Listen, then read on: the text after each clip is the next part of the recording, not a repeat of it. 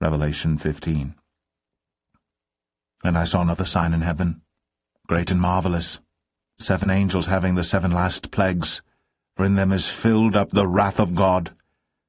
And I saw as it were a sea of glass mingled with fire, and them that had gotten the victory over the beast, and over his image, and over his mark, and over the number of his name, stand on the sea of glass, having the harps of God.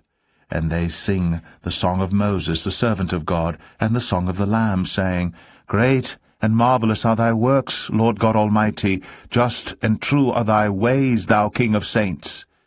Who shall not fear thee, O Lord, and glorify thy name? For thou only art holy. For all nations shall come and worship before thee, for thy judgments are made manifest. And after that I looked, and behold, the temple of the tabernacle of the testimony in heaven was opened, and the 7 angels came out of the temple, having the 7 plagues, clothed in pure and white linen, and having their breasts girded with golden girdles.